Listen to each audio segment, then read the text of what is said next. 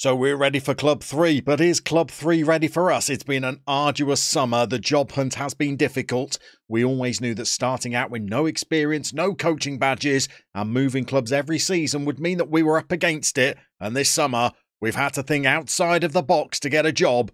A long way outside of the box. As in, so far outside of the box, I'm not sure we'll find the box again.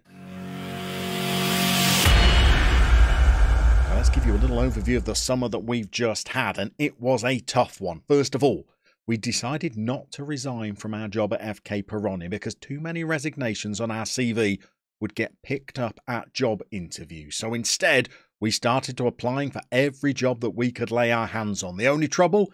The interviews were not forthcoming, and some of the jobs that we weren't even getting an interview for were way below the level that we were competing in even our first season when we were in the Croatian second tier. Never mind the season we just left off where we qualified for Europe. The only clubs that even gave us a chance to sit in front of them was a club who were expected to struggle in the second tier of Czech football, another club from the second tier of Slovenian football, and then there was an interview with a top flight club. Unfortunately, it was a semi-professional outfit in the form of Dungannon Swifts from Northern Ireland. I wasn't too keen about dropping down to another semi-professional club, but we decided to attend all of those interviews anyway. None of them wanted us. We couldn't even get a job at Dungannon Swifts, despite the fact that during the interview, they said, how would you handle taking such a significant backward step in your career? If clubs that thought that we were too good for them weren't even offering us the job, what on earth were we meant to do? And as time ticked by, we actually had to step down from our job at FK Pironia because otherwise we would have been there for longer than 12 months, and they were getting ready to kick off their Europa Conference League qualifiers campaign. So we resigned the job, and then we eventually managed to find somebody that would hire us. But we've had to travel a long way. So for job 3, we've headed off the beaten track. In fact, significantly off the beaten track. We're in Africa. Probably not where you were expecting. Because now we're the national team boss of Benin. Yes, that's right, I said it, Benin. Where we're now working day to day at the national stadium, coaching the team affectionately nicknamed the Squirrels. Benin are ranked 89th in the world and are coming off the back of an AFCON tournament where they failed to win a point or even score a goal. Consequently, French coach Michel Ducier was dismissed, and we've been charged with progressing Benin to Africa's World Cup qualifiers by winning a two-legged playoff. We'll be relying on the likes of former Huddersfield striker Steve Munier and former Sunderland player Stéphane Sessegnon. A slightly shocked coaching staff have been assembled, and there were some surprised looks when I told them we were relocating to Benin. We've completed our first meeting with the national press, who seemed suitably impressed with our ability to give directions to the train station and book a hotel room using our high school French. However, I wouldn't say we've been universally welcomed, with one TV network describing our arrival as a national catastrophe, whilst another told the nation to brace themselves for a terrible year. But of course we're here to prove people wrong. So come on, hands up if you had 12 months in Benin in the sweepstake for our next job. Not many of you. I wouldn't mind wagering that it was literally the only option left open to us. Otherwise, we were left applying for jobs with newly promoted clubs to the Welsh second tier that didn't even have a squad of players. So in the end, we're pretty grateful to Benin for offering us some meaningful employment. There is good news though. Just before we were leaving FK Pironia, they had an injection of cash by the board. We did the dirty on them. Our standing with the board was so good that we snuck into the boardroom and asked, now that they've got a little bit of money in the coffers, would they fund another coaching qualification for us? They said yes, without knowing that we would resign just a couple of weeks later. But it means we're now studying for our Continental C licence. So when we are applying for our next club job in 12 months' time, we're going to have a little bump in our attributes and our reputation from having another coaching badge. We also might get a further little bump from our time with Benin. We've certainly got a pay rise. We're going from £750 a week up to £1,200 a week, living up to our name as a mercenary. And it means that we are now going to be guiding the Squirrels hopefully towards second round World Cup qualification action. It's going to be tough. Today, we've got the first leg of a 2-leg qualifier against Equatorial Guinea, and only the winner of that tie is going to progress to the next round of qualifiers. Let's show you the scout report on today's opponents. It's going to be a tricky one. For today's game, we're travelling down Africa's west coast to Equatorial Guinea, a nation that is home to 1.4 million inhabitants and some stunning scenery.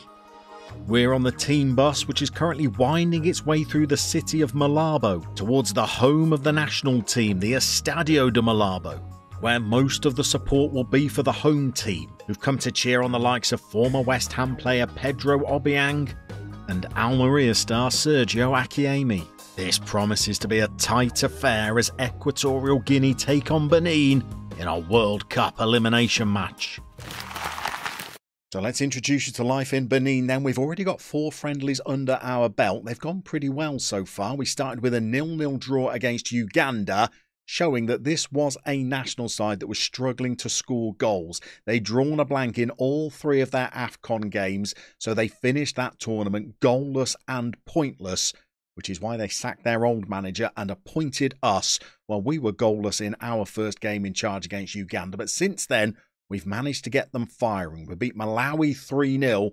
We won 5-1 against Sudan and a 5-0 victory against Tanzania. Now, granted, I've lined the boys up against some pretty soft opposition there, and I've also been working on a few things tactically just to get the players' morale up, get them used to being in a more attacking lineup, trying to get them to score a few more goals.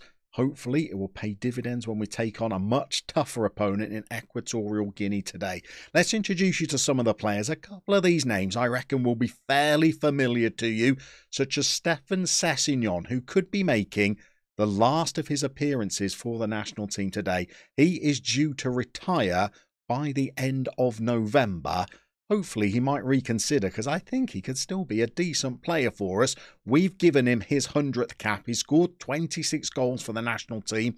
He's had a long career with Vancouver currently, but has recently been out in Turkey and France, as well as having spells in England with West Brom and Sunderland. Another player used to playing in England is Steve Munier, who I think played a little bit of Premier League football whilst he was at Huddersfield.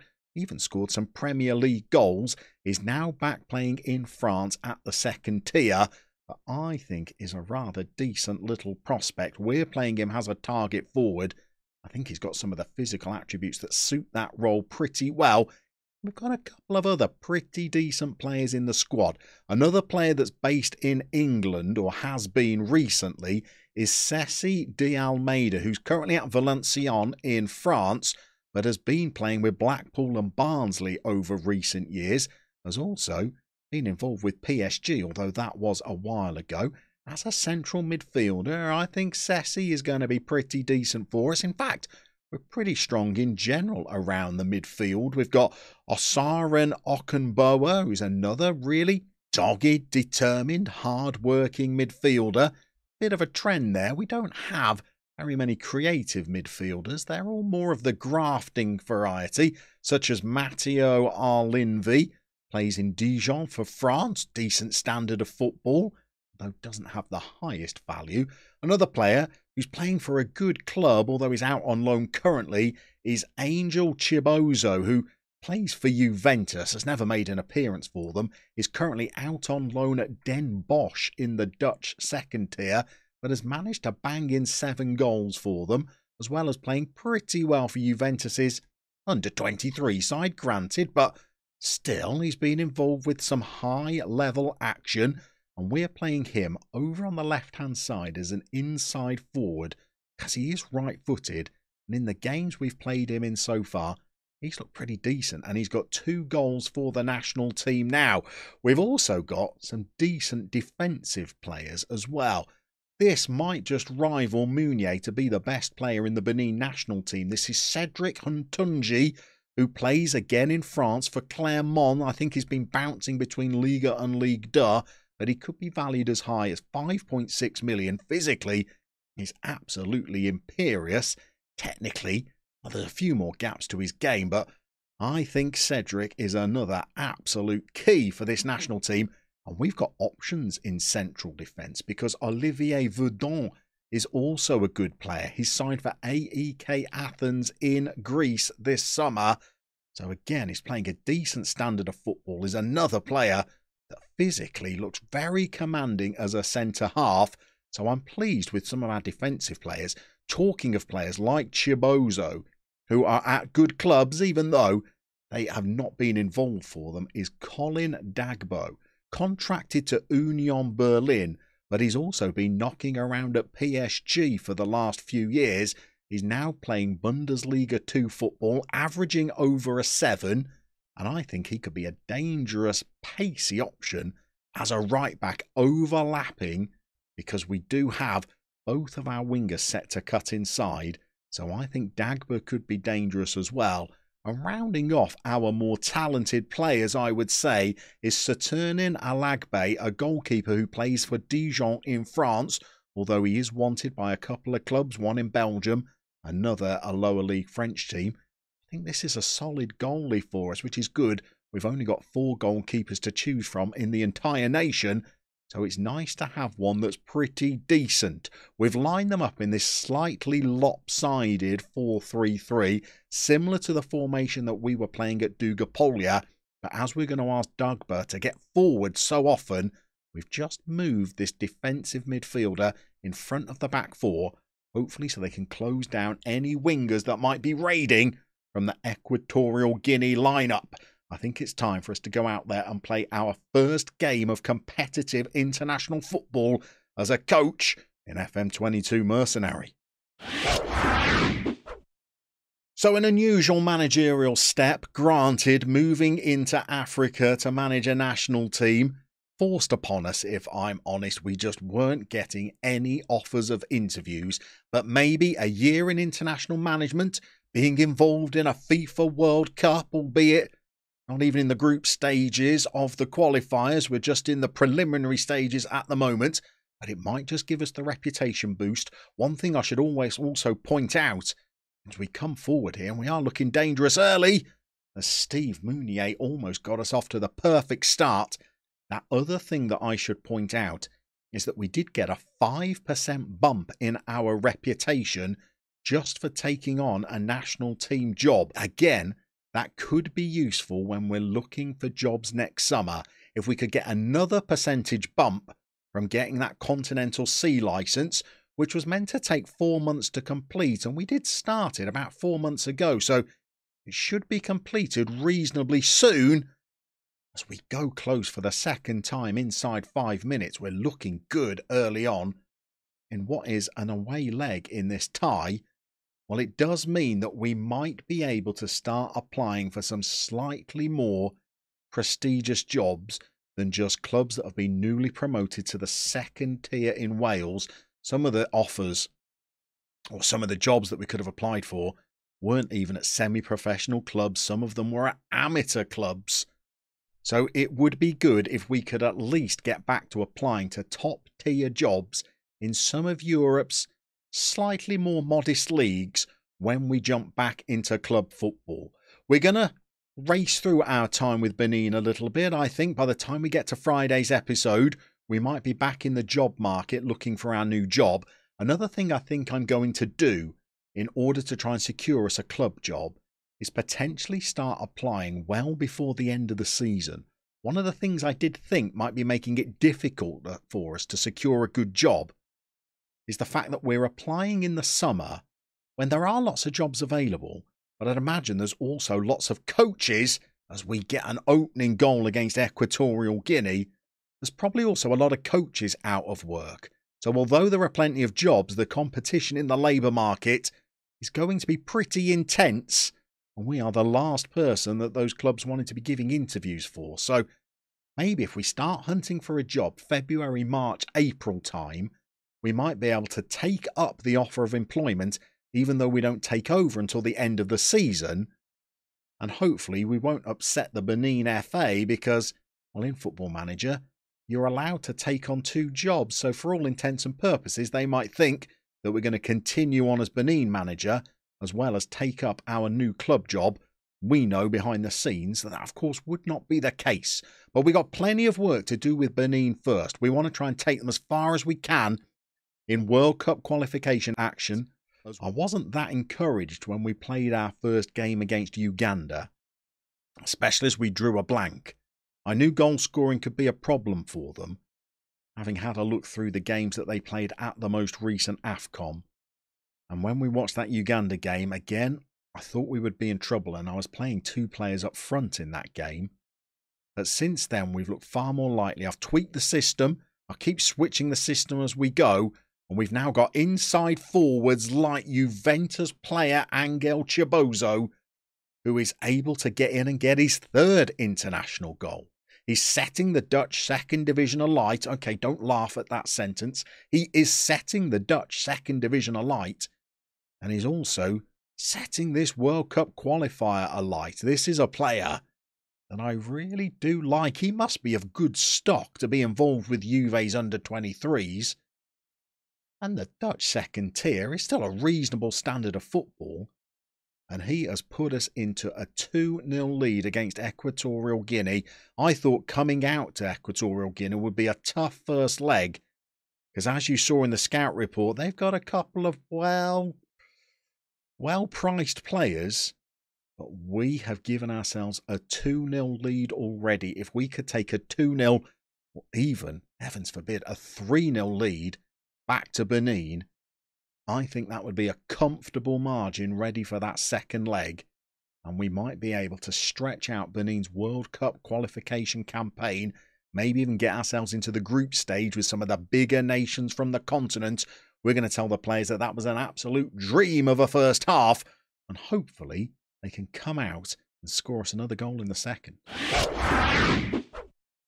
Okay, half-time team talk went well. We praised the players, as we have been doing in all of our team talks, and they responded to it. We're still trying to get the players on our side. And as we get this second half underway, we're starting all the way back with our goalkeeper. The other thing we're going to try and do during our time with Benin, unfortunately, I'm afraid, is work on our press conferences. A couple of people noticed it down in the comments section at the end of the last video.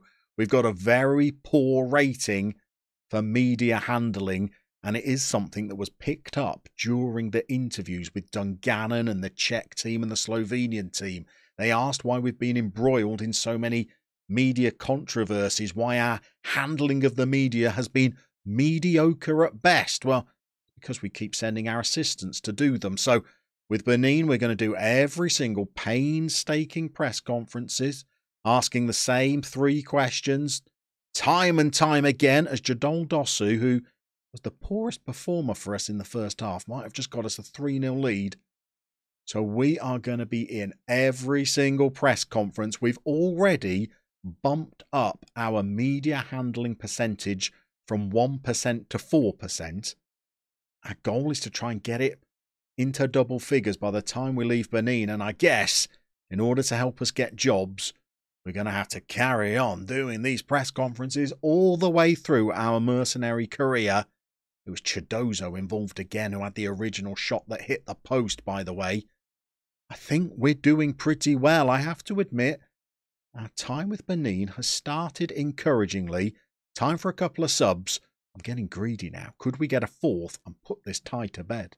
So I have brought on a couple of substitutes and just tweaked the lineup a little bit as well. I've moved Chabozzo up front, and I've brought Stefan Session on in his place as the inside forward over on the left. However, it has led to a highlight for Equatorial Guinea. Hopefully, that will be the last we see from them in this game. I'd like to try and add a 4th goal. Maybe that's a bit beyond the players today. We're on almost 80 minutes. It's another highlight for them, and they have pulled one back through Miranda.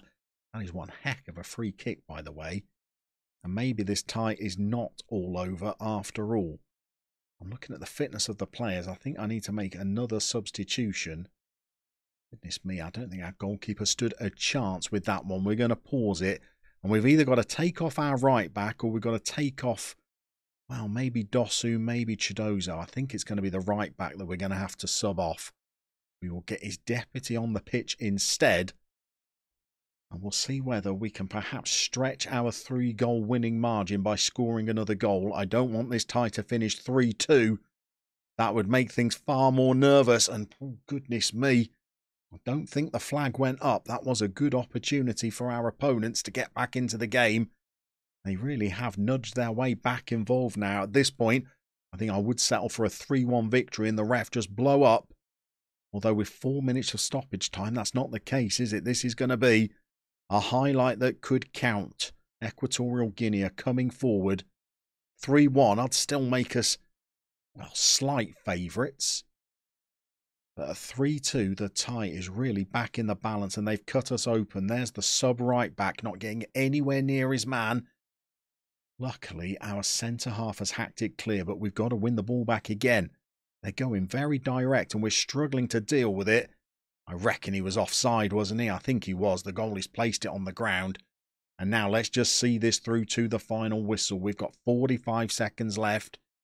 We just want to play a little bit of keep ball and see this game out. Then we've got to rally, regroup, and then I think we've got, what, a 3-day turnaround, and we're playing the second leg. Oh, and if that had gone in, well, I think we would have been home and hosed with the home leg to come. As it is, well, 3-1, it's an encouraging lead. Not sure it's going to be decisive. Definitely been a more open second half than it looked at being at half-time. I'm not going to grumble with 3-1. That's a good start, but I want every single opportunity to boost our reputation as a manager, and taking a club to the continental qualifiers for a World Cup would definitely give us a chance of boosting our rep. So there is our first competitive game in charge of Benin done. It's a good start, but we've got plenty of work to do. When we come back, we'll be playing another crucial game in charge of Benin before Friday's episode, where we look to jump back into club management.